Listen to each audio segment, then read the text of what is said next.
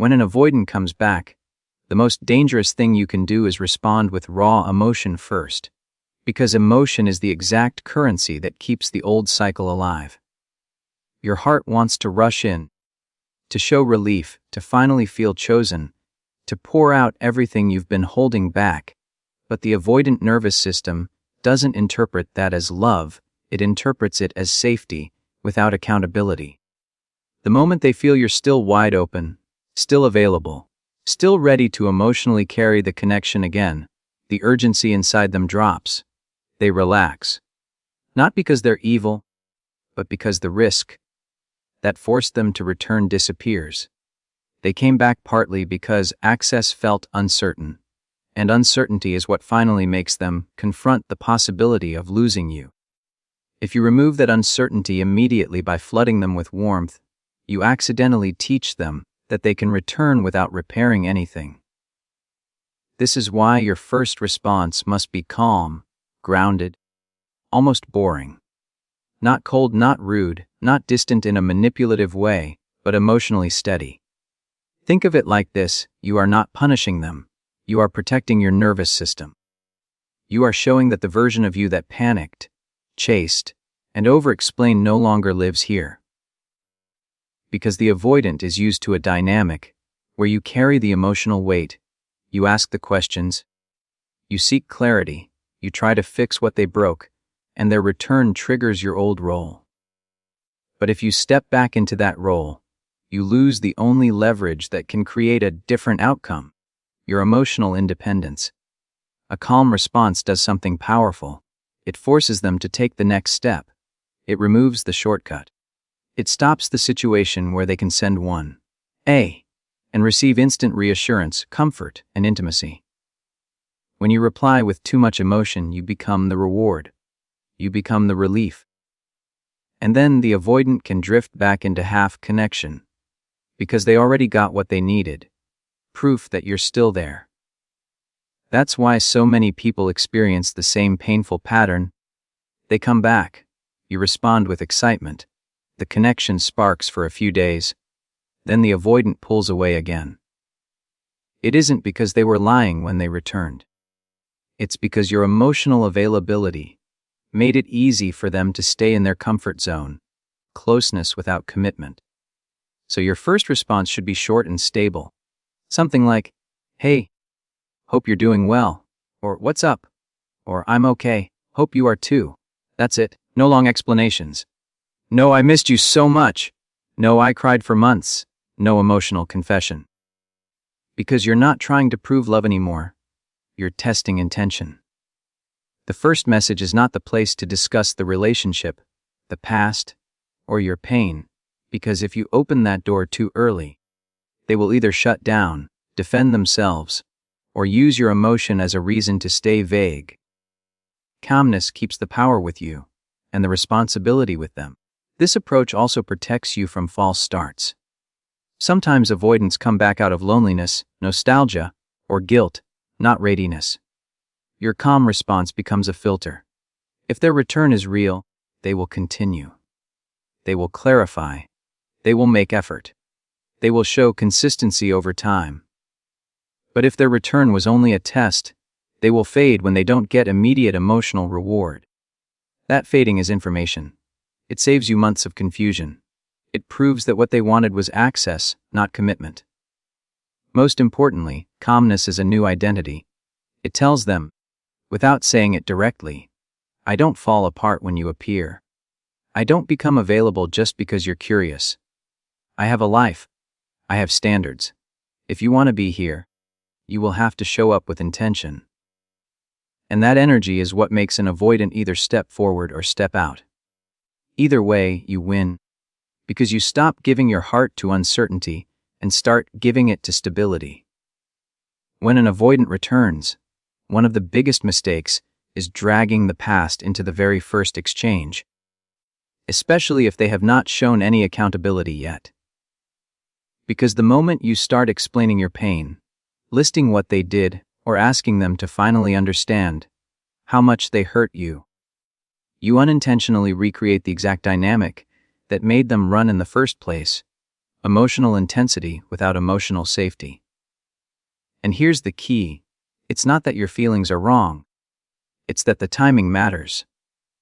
An avoidant can only move toward commitment when they feel they are choosing it, not when they feel cornered into defending themselves.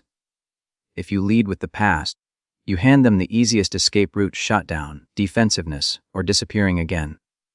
Avoidants return in two common versions. The first version is curiosity, a soft reach, out designed to test access. Hey, how are you? I was thinking about you. The second version is accountability. I know I hurt you. I handled things wrong. I want to talk and I want to do better. Only the second one deserves emotional depth right away. The first one does not.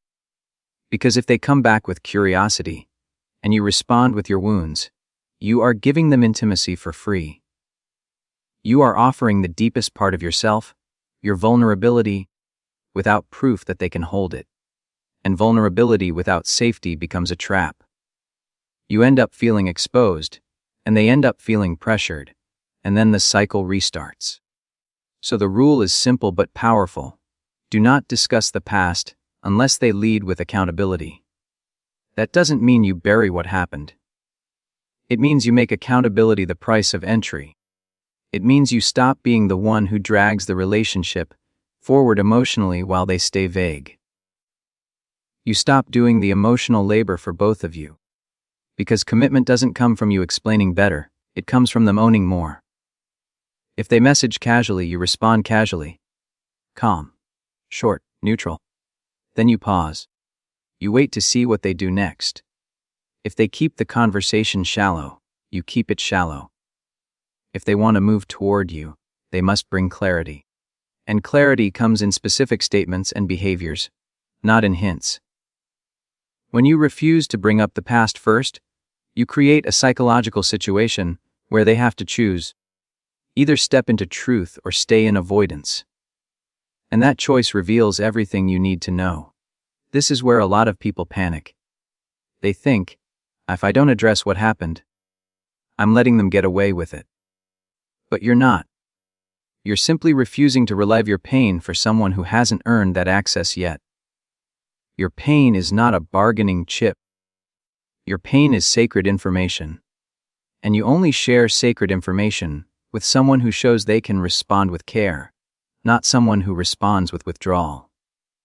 If they never bring accountability, you don't chase it. You don't interrogate. You don't beg for a conversation. You set one clean boundary. Something like, I'm open to talking, but only if it's honest and intentional. I'm not interested in something casual. Then you stop. Because the goal is not to force an avoidant to talk about feelings. The goal is to remove the space where they can enjoy you without responsibility. And here's the deeper psychology. When you bring up the past too early, the avoidant mind starts scanning for ways to reduce shame. They might minimize, you're overthinking. They might deflect. You did things too. They might blame stress, work, timing. Or they might vanish because the discomfort is too high. None of those outcomes gives you commitment. They only give you confusion. But when you hold the past back until they show accountability, you prevent them from using your pain as a reason to retreat. You keep the frame simple: you can have me, but only in truth. This also protects your self-respect. In the past, you may have had to fight to be heard. You may have repeated yourself, explained your needs, tried to make your feelings understandable. But the person who is right for you will not need a courtroom presentation to treat you well. They will respond to your boundary with maturity, not with punishment. So if they want to come back, let them come back properly. Let them say it. Let them own it. Let them show it. And until they do, you keep your heart out of the negotiation, because your heart is not the entrance fee anymore. Accountability is. When an avoidant comes back, the most seductive trap is believing their words are the proof. I've been thinking about you. I want us. I've changed. Those sentences can hit your heart like oxygen after emotional starvation, because they sound like the thing you begged the universe for when you were crying in silence.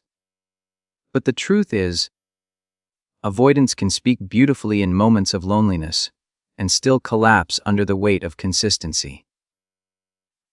That's why your power is not in what you feel when they return. Your power is in what you measure. You measure what they offer, not what they say. Because commitment is not a feeling. Commitment is a pattern. Words are easy when the nervous system is calm. Words are easy when they are missing you, idealizing you, romanticizing the past. Words are easy when they want comfort. But commitment shows itself in the boring parts, the repeated parts, the steady parts, the parts that don't give immediate emotional reward. The avoidant who truly wants to build will not only reappear, they will enter your life with structure, reliability, and clarity. They will initiate contact without you prompting. They will make plans and follow through. They will show up at reasonable times, not only late at night. They will be consistent in tone and effort, not warm one day and distant the next. They will tolerate emotional depth without punishing you with withdrawal. This is how you protect yourself from being pulled back into a cycle. You stop handing out access because of sentiment. You start requiring evidence. Evidence is what turns a return into a restart of something real, instead of a temporary relapse into the same pain. So when they come back and they're vague, you don't fill in the blanks. You don't chase clarity. You don't interpret. You don't become a detective. You let vagueness stay empty. If they say, "We should talk sometime," you don't respond like, "Yes, please, where, I'm free anytime." You respond like someone who has standards. "Sure. What did you have in mind?" And then you watch. Do they propose a day and time, or do they dissolve into more vague language? Do they follow up, or do they disappear? Because this is what avoidants do when they are not serious. They create emotional smoke. Enough contact to feel connected, not enough clarity to be accountable. If they are serious, they will reduce the smoke themselves. They will make it easier, not harder, to understand their intentions. They won't leave you guessing.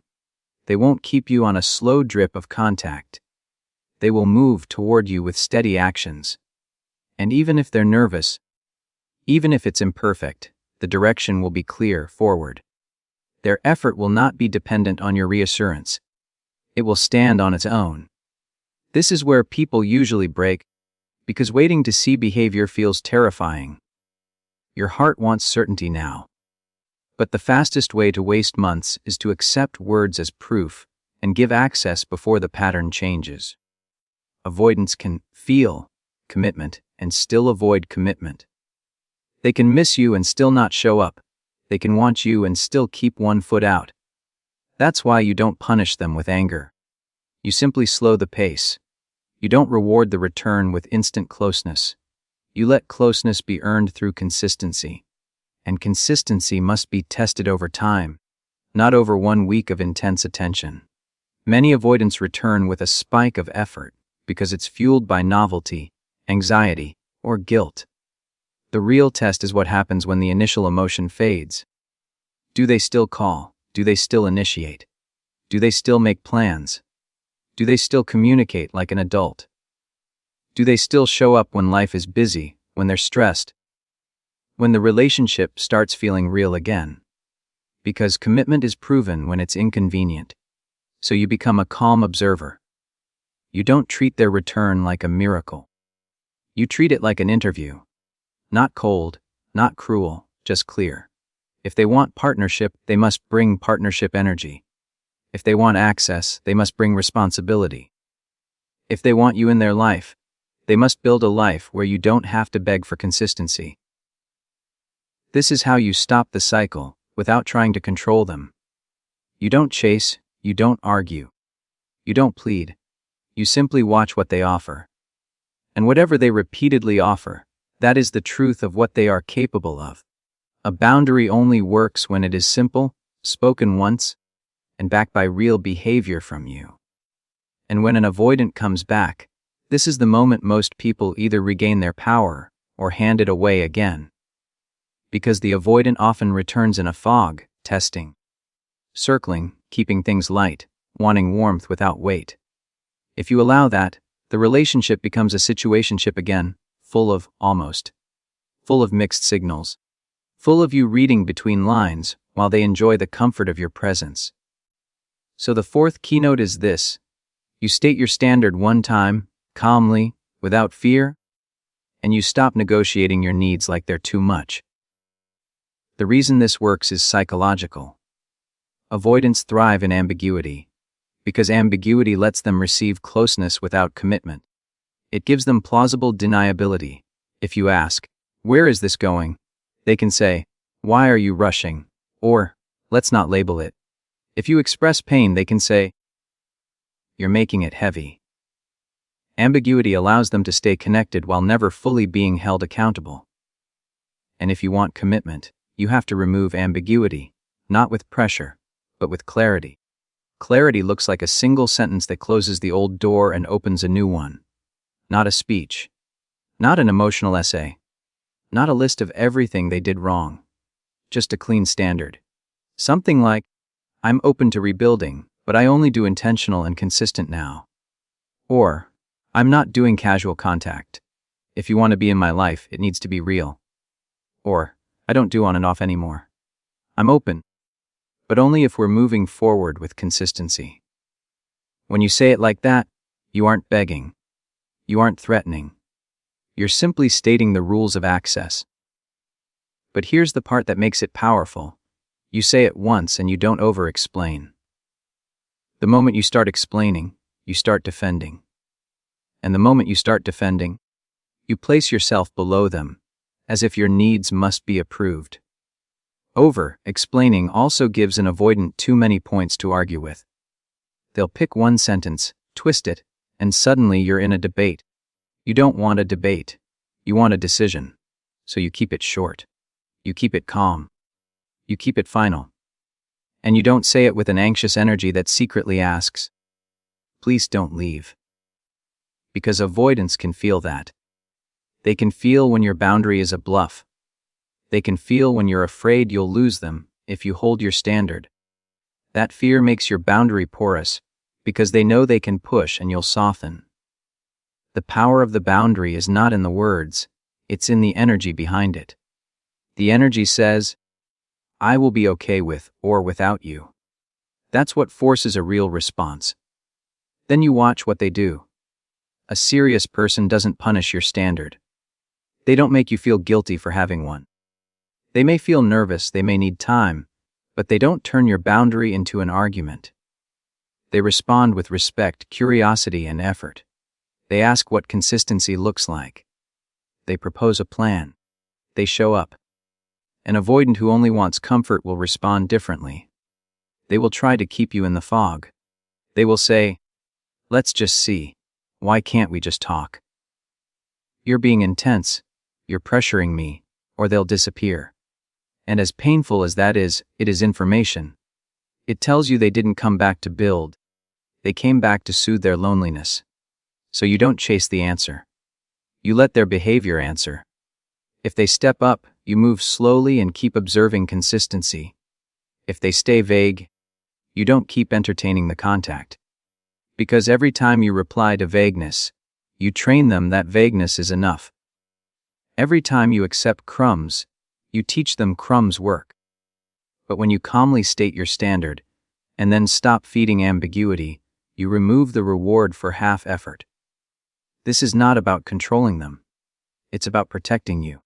It's about refusing to enter the same emotional casino where you keep losing your peace. A boundary isn't a wall. It's a filter. It allows what is healthy to enter, and keeps what is harmful out.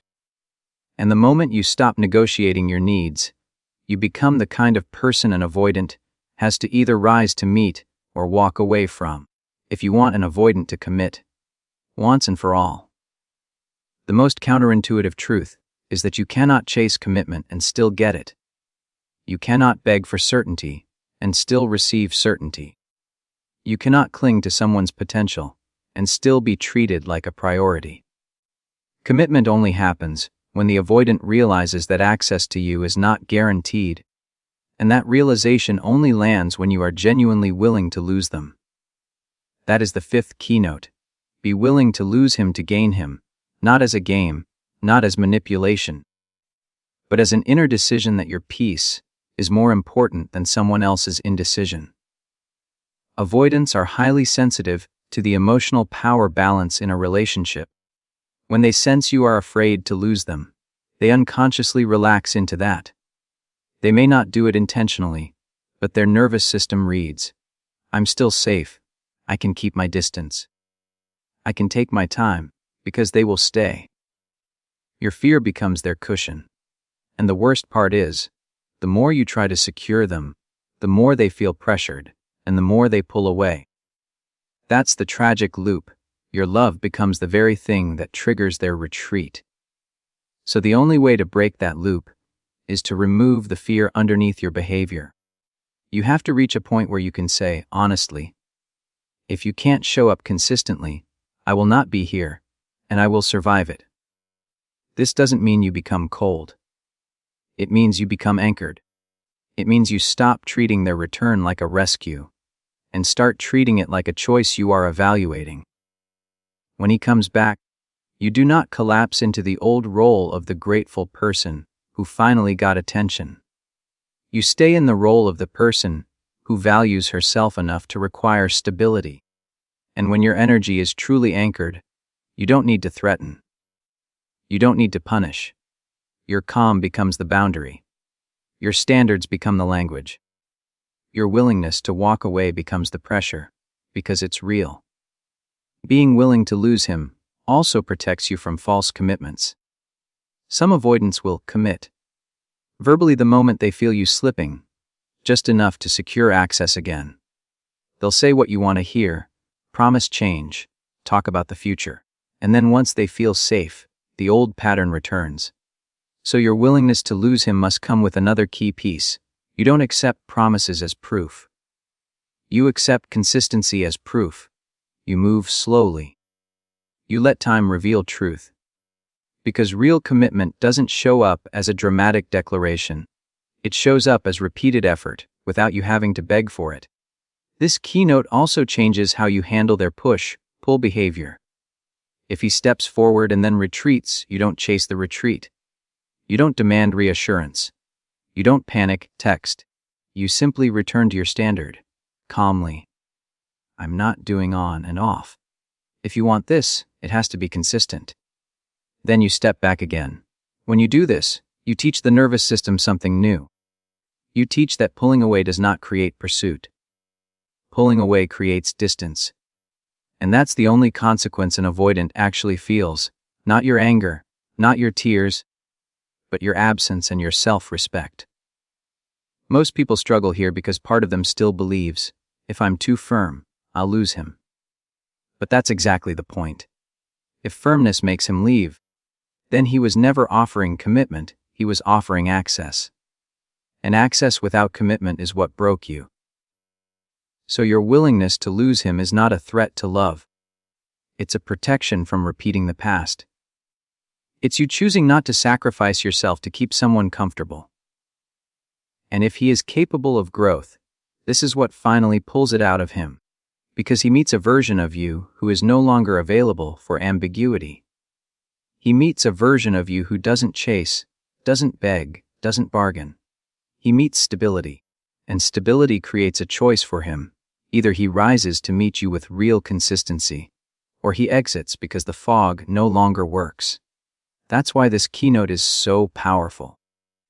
It doesn't guarantee he will commit, but it guarantees you will stop settling, and that is the only foundation where real commitment can exist.